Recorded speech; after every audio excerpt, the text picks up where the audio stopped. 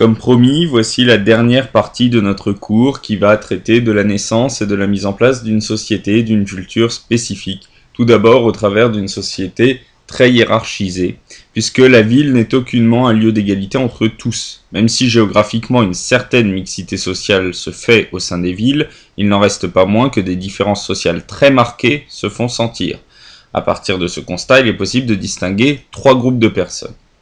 On retrouve tout d'abord les élites urbaines.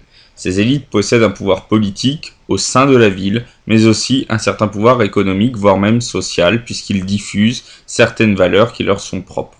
Mais ces élites ne forment pas un groupe uni, puisque l'on peut différencier deux types d'élites urbaines. Le premier est composé par la noblesse, que l'on voit sur la représentation, à la tête de laquelle figure le seigneur, au centre, qui est le plus souvent un seigneur ecclésiastique.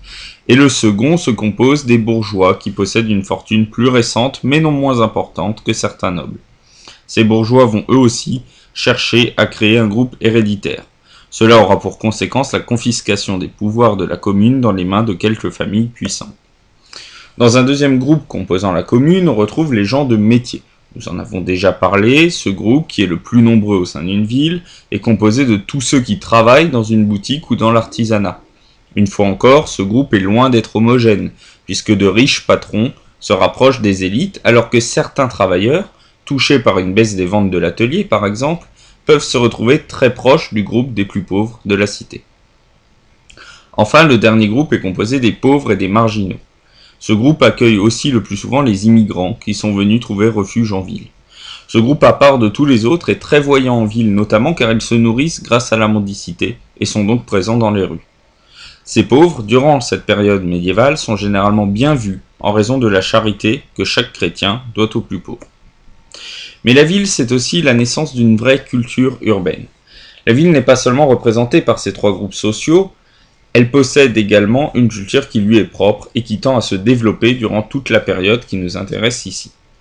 La ville est un lieu dans lequel une nouvelle culture se crée. Cette culture fait une place forte à l'argent, mais aussi à la notion de travail omniprésente en ville.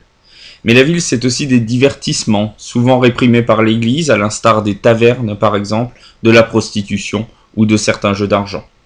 La ville permet aussi un renouveau au sein de l'enseignement, puisque des écoles se développent à côté des cathédrales et les premières universités vont progressivement s'ouvrir. Le plus souvent, ces universités auront pour but de rapprocher enseignement et religion au sein d'universités de théologie, comme celle très réputée de Paris.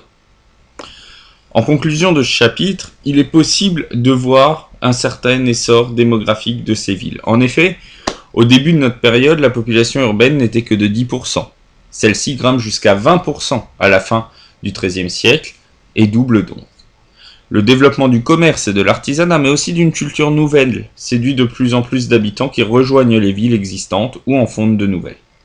La forte progression démographique sert aussi cette expansion qui, bien que nouvelle, garde des traces des siècles précédents, notamment dans son rapport très fort à la religion chrétienne. Mais l'arrivée de nombreux marchands et de nouvelles routes commerciales va avoir pour conséquence l'ouverture d'esprit de nombreux citadins qui seront dans les premiers, pas moins de 2 siècles plus tard, à vouloir conquérir le Nouveau Monde.